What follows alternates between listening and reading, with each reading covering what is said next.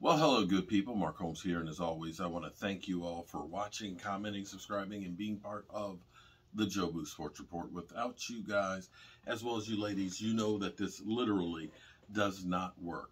Man, the news is coming hot and heavy today. We've got the New York Giants fire sailing their team. We've got the Eagles trying to move up to the 10th spot with the Jets. And not to be left behind, the Washington Commanders away have some more troubling news. We as Cowboy fans look at the offseason and say, man, this has just been terrible with all the stuff that's been going on. Well, at least it's not dragnet, so to speak. The state of Virginia has notified the Washington Commanders that they will be opening an investigation into allegation that the Washington Commanders engaged in financial misdoings.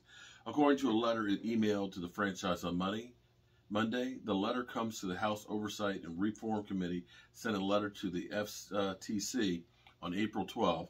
The letter was also sent to the Office of Virginia Attorney General Jason Myers, as well as the Attorney Generals for Maryland and Washington, D.C., informing them of alleged financial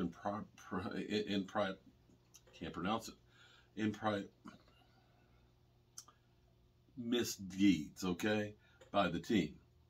He told that the team that he felt it was his responsibility to carefully examine the material facts after it was brought to my attention. In the letter addressed to the Washington Generals, I'm just messing this up bad. Washington Commanders attorney Jordan Spieth requested full cooperation and transparency during their investigation. We have no prejudices on this issue, he wrote. The investigation will be led by Deputy Attorney General for Civil Division, Stephen Pops, and it will involve the Consumer Protection Section with the Civil Division, but could expand to Criminal Division based on its finding. Former Washington employee Jason Friedman, a former vice president of sales and customer service, made allegations during an interview with the committee on March 14th. Friedman, who spent 24 years with the team before being fired in October, provided email exchange with former high-ranking officials. Friedman accused the team of holding security deposits from season ticket holders or making them hard to obtain, and keeping two account books, allowing them to keep money that would have been earmarked for the NFL revenue sharing pool.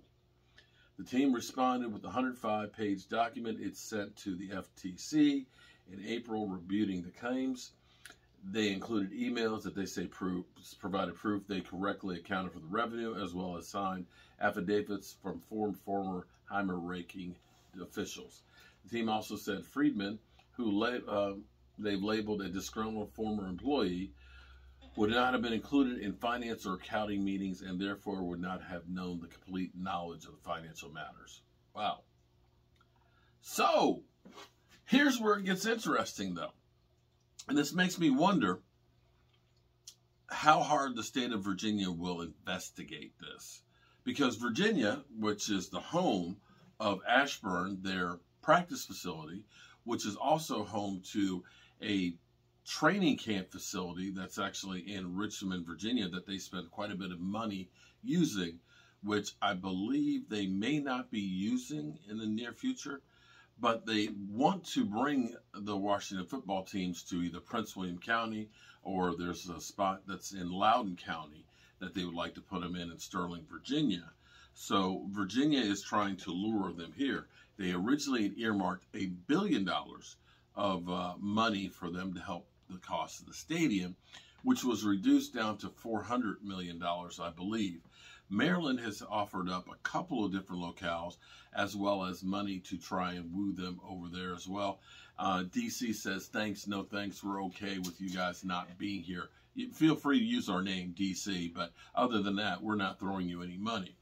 This will be interesting to see how far this goes, how hard Virginia actually goes through and does an investigation, or if this is just a, wink, wink, yeah, we're investigating you guys and so forth to possibly try and get a better deal. I don't want to say that there's, you scratch my back and I scratch yours, but there's a lot of you scratch my back and I scratch yours that goes on these days. Let's be real here. Let's be real. It does. And so with that being said, that's all I got on that situation there. So we will see you tonight, 9 o'clock Eastern. We have a lot to talk about tonight, and I will see you there. Peace.